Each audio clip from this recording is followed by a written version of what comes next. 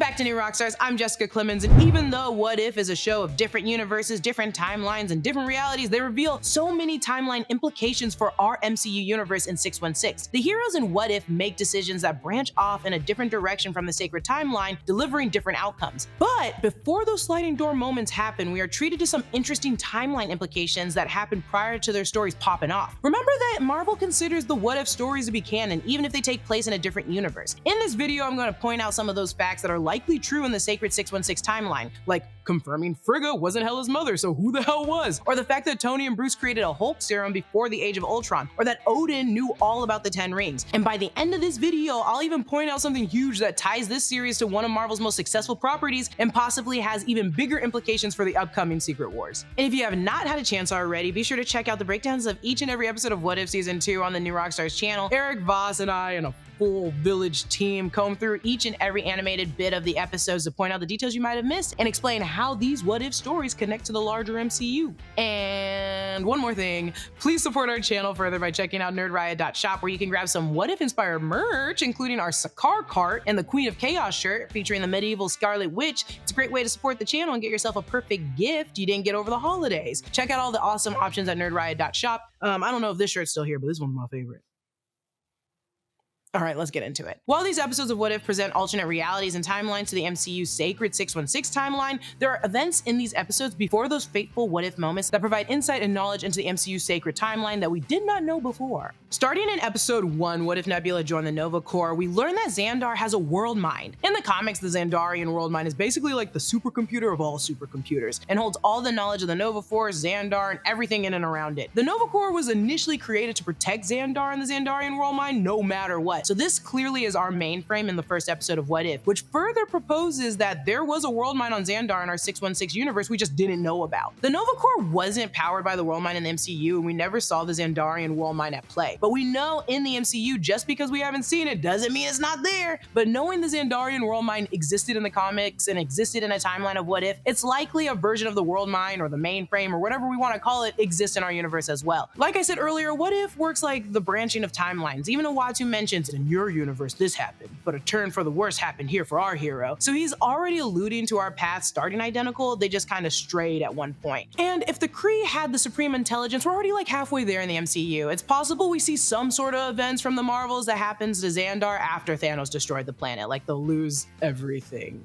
Oh god. In episode 2, we learned T'Chaka's father, King Azuri, donated to Howard Stark the vibranium from the original shield we saw Howard making in Captain America, the First Avenger, which is wild because we didn't know how he got it. We also learned in the 1602 episode that the King of Wakanda gave Thor a vibranium sword called the All-Father as a coronation gift. So the Wakandans of 616 were always watching these world events happen and never intervening, in like the 40s during World War II and in the year 1602. And like, we all know what was happening in Africa around 1602. We already know like what Killmonger was saying in the first Black Panther movie, but we're really like witnessing Wakanda give King Thor a vibranium sword in 1602 while the Dutch slave trade was just getting started. And I know what you're gonna say.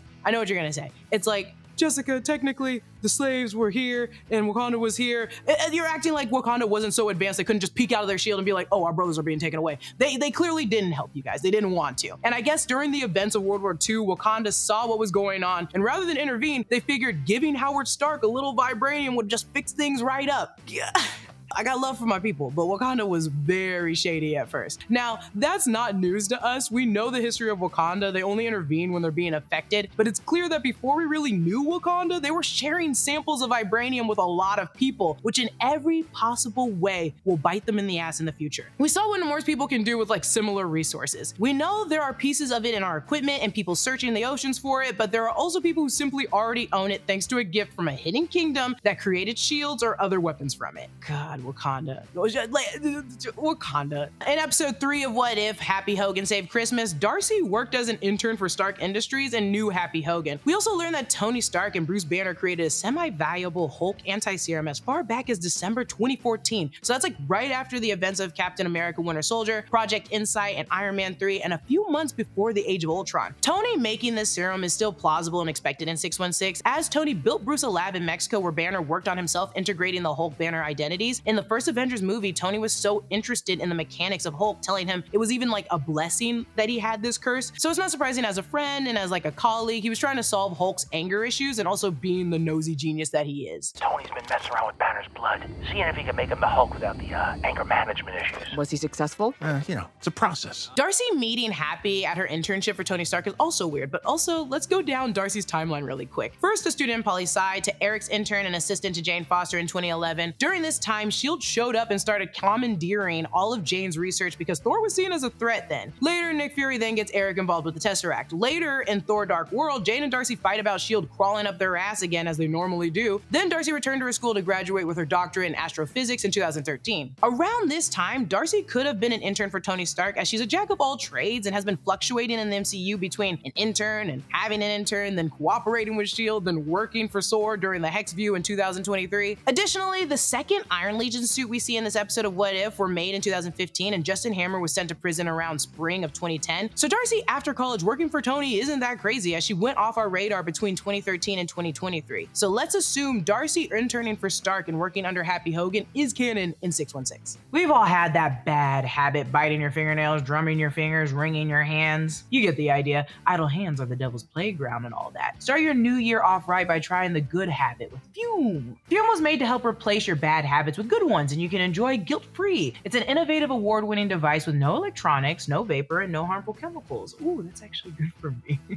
Got a lot of chemicals in my life. I live in LA. Fume is completely natural and uses all natural ingredients to give you a delicious burst of flavored air. I like maple pepper because it feels regal, like I'm a monarch of a delicious bacon kingdom. Fume is also super fidgety, which is helpful for de-stressing while you break your old habit. Each device has an adjustable airflow dial and is designed with movable parts and magnets. As much as I enjoyed the original model, I gotta say the new Solano Fume might be my new favorite. It's made with a premium walnut barrel and an onyx-coated mouthpiece that's a little bit softer. It feels fancy, like a million times fancier than, gnawing on my cuticles all the time. Start the year off right with a good habit by going to tryfume.com/newrockstars and getting the journey pack today. Fume is giving our audience 10% off when they use the code NEWROCKSTARS to help make starting the good habit that much easier. In episode 4, What If Iron Man crashed into the Grandmaster, Tony Stark winds up on Sakaar after nuking the Chitaris while defending New York during the events of the Battle of New York in the 2012 Avengers film. When he arrives, the Grandmaster shows him news footage of the Avengers defending New York City and gives Tony the title of Metal Mojo Man. Horrible name. This shows us the Grandmaster has been keeping eyes on Earth's mightiest heroes from the very beginning, even if he pretends to not know who they are. So when Thor arrived on Sakaar in Thor Ragnarok, it's safe to assume the Grandmaster knew exactly who he was, not only from keeping an eye on the Avengers' actions on Earth, but he's also the legendary Asgardian god. The Grandmaster must have heard of Odin's exploits at some point. When the Grandmaster first meets Thor, he says this. Here's what I want to know. Who are you? The Grandmaster often refers to Thor as the Lord of Thunder or Hey, Sparkles. which isn't as insulting as something like Mr. Metal Mojo Man, but still a way for the Grandmaster to play aloof and purposely mislabel his prisoners with jobs, who sometimes happen to be gods just to mess with their heads. It's a great way to keep them subservient and second-guessing themselves. The Grandmaster called Asgard. Asgard.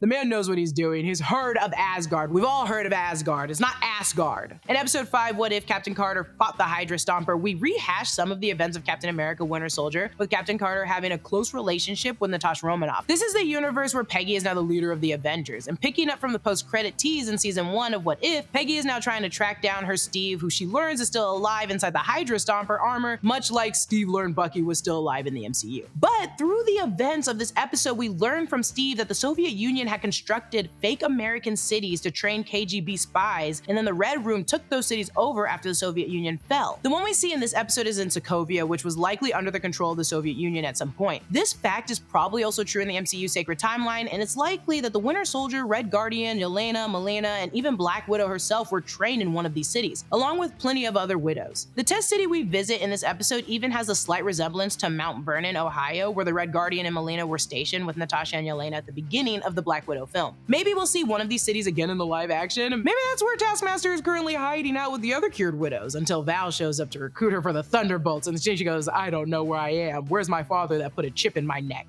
I don't like what they did to Taskmaster, but I like Taskmaster as a person. Episode 7 of What If Hela Found the Ten Rings gives us a lot of interesting ancient history that we can apply to the MCU sacred timeline, including the fact that Odin was a huge asshole 1,500 years ago and still a freaking asshole. Well, to be fair, in Thor Ragnarok, he wasn't really an asshole, he just died. Okay, either way, we always kind of knew this one, but this episode really drives this fact home. In Thor Ragnarok, we did get a little taste of Hela's backstory, including that she was Odin's executioner and helped him conquer the 9 realms and kill a lot of beings in each of those realms. His chill old man phase wouldn't come until much later, but the fact that most Odins banish their daughters to hell is one thing, but even this Odin banishes his daughter to Midgard to learn mercy. And when she does, is like, nah, I'm gonna kill her anyway. Odin is always a bad dad in like any universe he's in. This episode also gives us a little history about those mysterious 10 rings. In Shang-Chi and the Legend of the 10 Rings, we learn that Wenwu found the 10 rings thousands of years ago, but gives a couple of reasons as to how. 有人说他的10环是火山口里捡来的，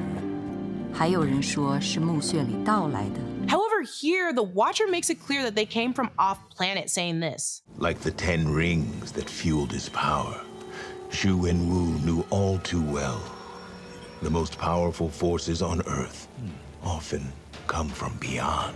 As Wenwu looks to the sky. So just like Hela's crown in this episode, it's implied that the 10 rings crashed to Earth like a meteorite. And when Odin confronts Hela and Wenwu in this episode, he remarks that the 10 rings do not belong in a primitive hands, showing us that he knows exactly what the 10 rings are. This further drives home the point that they are not Kree technology, but something more ancient and powerful than that. Voss even theorized in his breakdown that the 10 rings might have been in Odin's vault at some point, pointing out that they glow blue like the other vault items such as the Tesseract and the Cask of Ancient Winters. Perhaps at some point in the MCU sacred timeline, Odin might have attempted to retrieve the 10 rings from Wenwu and was just unsuccessful. But in this episode, Hela confirms that Frigga is not her mother, and at this point in the timeline, she's actually only Odin's new girlfriend. So if Frigga was not Hela's mother, who was? If we look at the real Norse mythology, it gets a little confusing. There, Hela, or Hel, is actually the daughter of Loki, and this person, a giantess with a name that translates to the one who brings grief, or she who offers sorrow. And in Norse mythology, Fenrir, the wolf, is Hela's sibling, so that doesn't actually shed any more light on Hela's mother in the MCU. In Marvel Comics, Hela was created by Odin's father, who created a black infinity stone that transformed into a baby girl that became Hela. It's possible that within the MCU, we may someday learn that Hela was also some magical creation, or possibly Odin had a previous paramour that spawned Hela. And given Hela's status as the goddess of death, maybe her mother was even like death herself. Ew, did Odin run around with Thanos' girl? Finally, and quite possibly the craziest revelation from this season of What If, is at the end of episode 9, What If Strange Supreme intervened. After defeating Strange Supreme, or convincing Strange Supreme to defeat himself, the Watcher shows Captain Carter the recreated universe that now exists with Christine Palmer alive and Stephen Strange never having existed at all. But while they are chatting, a butterfly with green and purple and blue markings lands on Uatu's finger. The Watcher then takes Peggy to Yggdrasil, the exact same Yggdrasil we saw at the end of season 2 of Loki that contains the God of Stories at its center, and the color of the Yggdrasil matches the color of the butterfly. This has a lot of crazy implications. Loki was able to send a butterfly to whatever universe the Watcher and Captain Carter were in. Loki is currently in Yggdrasil holding together the timelines of 616, replacing the TVA loom that was doing a similar job. This would mean that his Yggdrasil is likely somewhere adjacent to the 616 universe outside of space and time, like the TVA. But Loki, God of Stories, must have some ability to see into the universes and even manifest magic in those universes, hence the butterfly. While Loki is only physically holding together the 616 timelines, his newfound abilities must give him the power to see beyond the 616 universe. Additionally, bringing Captain Carter, a character who can see and interact with the Watcher on her own terms, to Yggdrasil, presumably to meet Loki, could be a setup for the events to come in Secret Wars. Perhaps Loki is putting together his own team of Nexus beings to help end the incursions and save the 616. If the Watchers are unwilling to interfere, it could be that Loki, his new Watcher-esque abilities, is planning to push them aside and recruit his own Nexus beings to form an even stronger Guardians of the Multiverse for the impending Secret Wars to come. We are clearly bringing Peggy Carter into the MCU again, live action wise,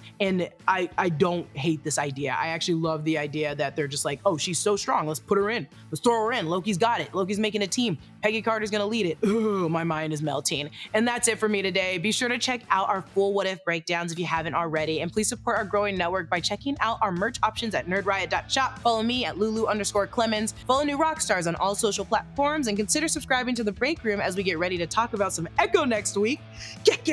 Yeah! And don't forget to hit that bell so you can be notified when we have some more new analysis to offer. I'll see you guys later.